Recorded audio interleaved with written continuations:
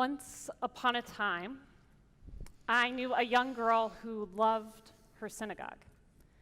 Sometimes her family would frequently attend, and other times it would feel like months between visits. This little girl was very busy with activities, sports, and music, and later as a teen, honors and AP courses. One might say all of these activities kept her occupied, focused, and out of trouble. She had friends from her classes at school, but it was her friends from synagogue that she looked forward to seeing the most. After all, it's not like she and her friends from school ever went very deep. They mostly spoke about material items, TV shows, and other people. But her synagogue friends, they were with her when the rabbi asked them what they thought about God. They were there when the rabbi asked why they thought bad things happen to good people. They were there with a look in their eye for direction, safety, and hope on the Rosh Hashanah after September 11th. Through this chance to gather in prayer, they grew closer. They were there at Torah study when they all had to crawl out of bed early on Saturday mornings to study some ancient text that was supposed to blow their minds. And some weeks it did. They were there during Nifty Kalot, screaming their heads off with 200 Jewish teens. They were there on the confirmation trip to New York City, and not only did they see the sights of the city, but as a class, they spent a Shabbat together, packaging and handing out meals to those in need. This time together doing sacred work brought them even closer. Her synagogue friends were at the confirmation service when the lights of the sanctuary were dim. Only the sound of their own breath could be heard as they were called one by one to the ark to receive words of blessing from the rabbi. Those moments, they just don't happen without a synagogue. All of those moments, those were the ones that sent this little girl down a spiritual path that brought deeper meaning to her life. Sure, there were the sports and the music that taught her discipline and the power of a hard work ethic. But as she grew older and those opportunities dissipated, she was left empty inside, devoid of purpose. And so she returned to the one place she could find renewed inspiration and direction. She returned to synagogue, she returned to prayer, she returned to her sacred community. And no, she didn't recognize every tune, and there were even moments of discomfort trying to remember the motions of it all. But week after week, the muscle memory returned, and the feelings of loneliness, life without a deeper meaning and a lack of direction, they all disappeared. Only this time, her peers weren't around her. And she longed for their return, reflecting on how much more powerful all of this could feel if simply a friend or two would join her. Years later, this girl went on to a new city and found herself celebrating Shabbat with her young adult peers. In the same synagogue, her father became bar mitzvah almost 40 years prior. She was married in that synagogue space, and she became a rabbi in that synagogue space, surrounded by history, family, friends, and the spirit of her ancestors. In case you have not figured it out by this moment, that young girl, that teenage girl and that young adult were me. But more importantly, so much more importantly, maybe that was you too at different points in the story. Or maybe it's your child today. Or maybe none of this was the spiritual path that you took or considered. My parents, they gave me so much as a child. I was privileged to have material items, opportunities, and love. But making it a priority to belong and participate at the synagogue, this was perhaps one of the greatest gifts that they ever gave me. So on this Yom Kippur, the memories come flooding back as the melodies fill this space. This year, once again, it doesn't look like years past, but the power of the day is no less present. As always, it is what we make of it. Even in the digital pixels of our existence, your synagogue, our synagogue, is here. And I believe that there are 4 reasons why we've remained strong and strengthened one another in these uncertain times: connection, continuity, culture, and community. We'll call them the 4 C's. These are the ways each of us can make the most of Temple Emanu-El. Reason number 1 to belong to a synagogue: connection. The synagogue connects us through meaningful relationships, to our ancient texts, to our community, to God, to something bigger than ourselves. If we have learned anything from the past 20 months of this pandemic, it's that deep relationships are what matter most in life. I'm surprised and I'm not surprised by the number of young adults who have reached out to us in recent months to see what Temple Emanu-El is all about. People who just found us on the internet because they were ready to get out, to connect, and meet people. They knew that the synagogue would be a safe and spiritual place to begin their search for connection.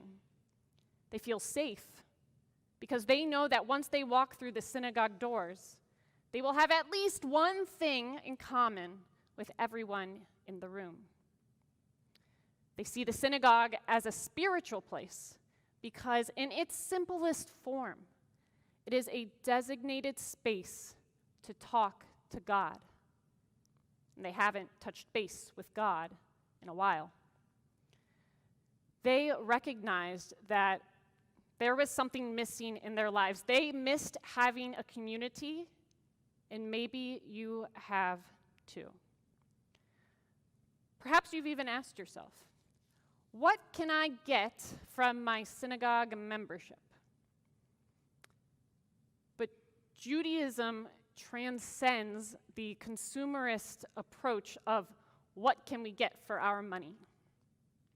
We're not the gym that you're either using or not using. We're not the car lease you're either renewing or not renewing.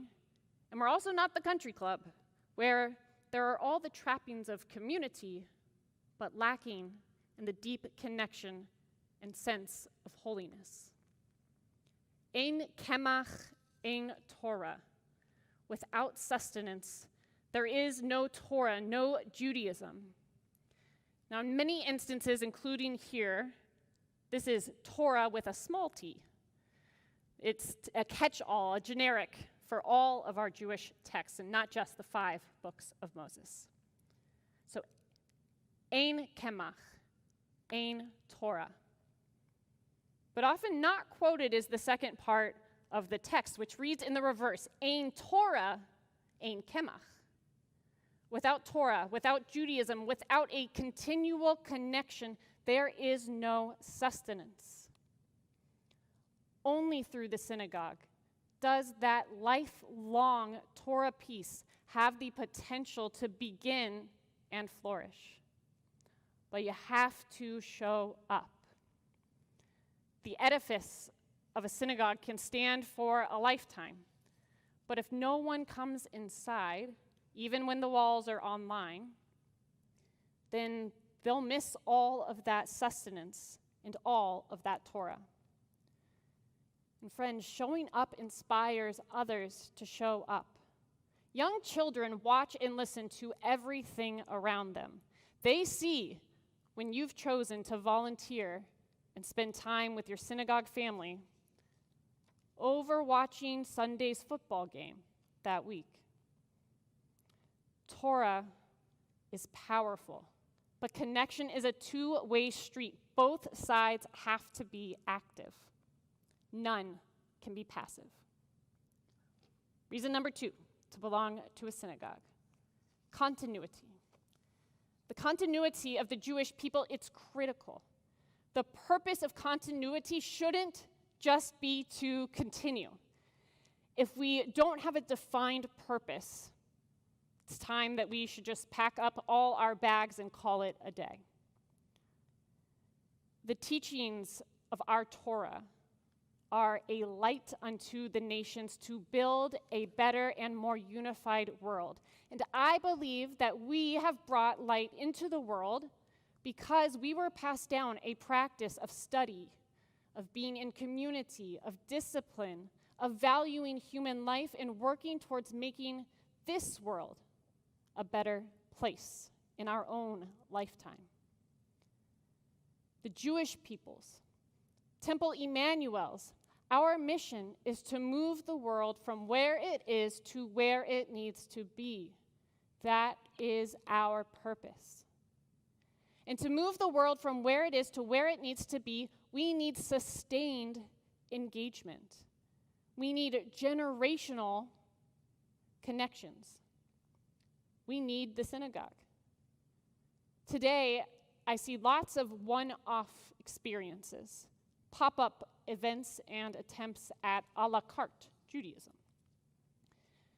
These tactics capture a small moment in time, but they don't bring the brighter light of Torah. They aren't the solution to Jewish continuity. By contrast, the synagogue is designed to be the place where we find support and grow our Jewish identity from cradle to grave. Reason number 3, culture. The synagogue is the place for all who say, I believe in God. I have no clue what I think about God. I do not believe in God. I'm not very religious. I'm more of a cultural Jew. I'm married to someone Jewish, but I'm not. You don't need to fit into some perfectly prescribed box to be an active member of a synagogue. The synagogue is for all the ways that you do Jewish. And many of us might identify as cultural Jews. Cultural Judaism is an integral part of synagogue life. Our calendars are filled with things like cooking classes, where we learn about the history of Jewish foods as we cook. Classes on the Jewish writers, the way that they influenced Broadway. Semesters of Hebrew 101, 102. God doesn't need to be present in every part of the synagogue for us to have a connection. And maybe you have sat on that orange couch back in my office and even told me, Rabbi, I'm not so religious. To which I've responded, it's not that you're not religious. It's that you're probably only looking at one definition of what it means to be religious. There is no reason that in 2021, when the largest Jewish movement in the United States is Reform Judaism, there is no reason for the definition of religious to come from an Orthodox perspective. Think about which aspects of Judaism you practice, the ways that you are observant. Do you uphold responsible business ethics? Do you treat your spouse with respect? Are you raising children in Jewish life? Do you give back to those in need? When you encounter an injustice, do you pursue justice? Do you celebrate with a wedding couple, mourn at a funeral? If you answered yes to some of these items, I'd say you're pretty religious. You're observant. By being here and there today, you are religious. You are engaging with your religion. You are observant. You are observing Yom Kippur. Religious, observant, spiritual, cultural, all are welcome in the walls of this synagogue, wherever you are on your Jewish journey. And only through congregational life can we pass on that love to the next generation. And last one, reason number 4, to belong to a synagogue. Part of our 4 C's here, community. Perhaps you've overheard this conversation or seen it play out online. A synagogue. I'm not part of that. It's so expensive. I don't really care for that rabbi. I'm part of this cooler thing called, fill in the blank new hip Jewish institution. But whether you have 5 kids, 1 kid, grown kid, grandkids, or no kids, the synagogue is your Jewish home as Beit Knesset, the house of assembly, Beit Tefillah, house of prayer, and Beit Midrash, house of study. And from the Beit Knesset, the house of assembly, our community decides how we will pursue justice in our world. When you move into action and volunteer with your synagogue, it's just not the same as when you volunteer with that friend of yours that you play tennis with every Monday. And that's because when you volunteer with your synagogue family, you are volunteering with people who have a history similar to yours. You've traveled to Israel together. Your kids became B'nai Mitzvah on the same day. Y'all went through the conversion process at the same time. You sat next to one another at a service, and you offered a tissue to your neighbor as she cried, trying to say the words of mourner's Kaddish for her husband's first yahrzeit.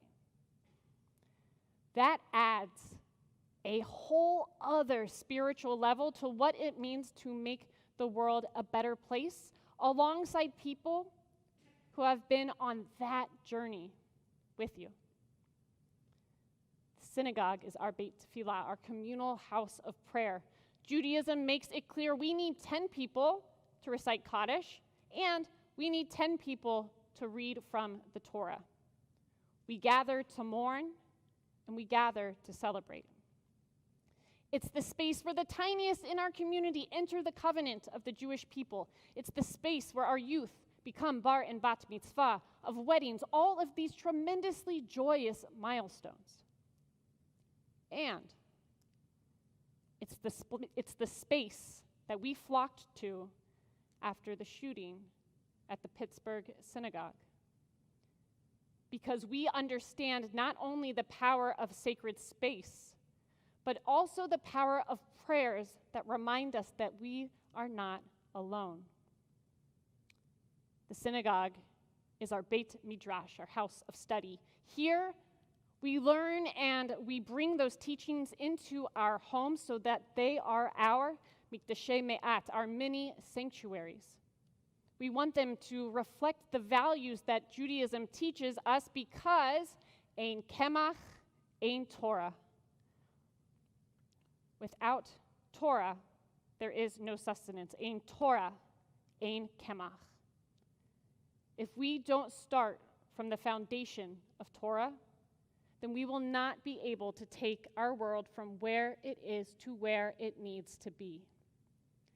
And when we put together the recipe of those 4 C's, connection, continuity, culture, and community, I think we have entered a wonderful synagogue, and I believe that this is the recipe that makes Temple Emanu-El so special. Judaism is a journey that continues after one becomes bar or bat mitzvah. And unless you went into a science field, your knowledge of science remains probably at best at the 12th grade level. Though we all know everyone is a science expert on the internet these days. But you wouldn't look for medical advice from people who stopped learning at age 18. And the same is true of your Judaism. And I'm not saying that everyone here should become a rabbi, although there might be some future rabbis in the room. I am saying that if you've ever felt sad or embarrassed, that you don't know how to answer questions that your friends, coworkers, or children ask you about Judaism,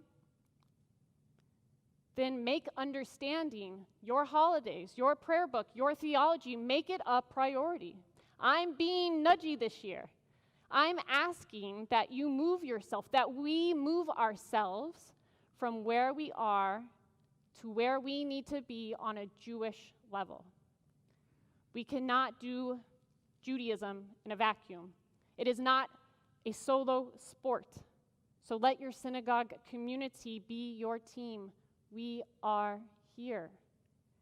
Chazak ve'ematz, be brave and resolute. Moses says to Joshua, come out of your comfort zone, rearrange your schedule, make the effort, make it an uncancelable event. And come to that 3-part class series on that topic of interest to you.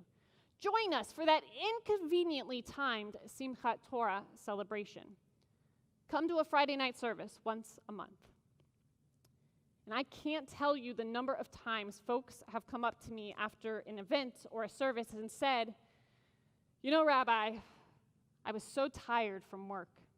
I almost didn't come, but I decided I'd attend, and I am so grateful that I did. I feel refreshed.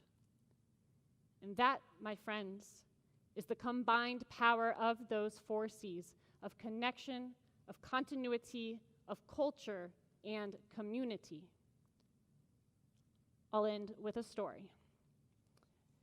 It is said that in a mountain village in Europe, many years ago, there was a nobleman who spent a great deal of time contemplating what legacy he would leave to the people of his town. He decided to build a synagogue. And at last, that synagogue was finished, and the townspeople came to inspect. No one could ever remember such a beautiful synagogue anywhere else in the world. And suddenly, one of the townspeople was troubled and spoke up. Where are the lamps? Where are the lights? You forgot the lamps. How are we going to see? And the nobleman then pointed to brackets, which were strategically placed all along the walls, through every room and space of the synagogue. He then gave each family of the town a lamp, as he explained. Whenever you come to the synagogue, I want you to bring your lamp and light it. But each time you are not here, he said, a part of the synagogue will be dark. This lamp will remind you that whenever you are missing, some part of God's house will be dark. Your community is relying on you for light. So friends, bring your light to our community this year. Make 5782, under all the tricky circumstances that we may face, make it a year of connection, of continuity, of culture, and of community. We're here. Don't just help us keep the lights on. Come and be the light. Good Yontif.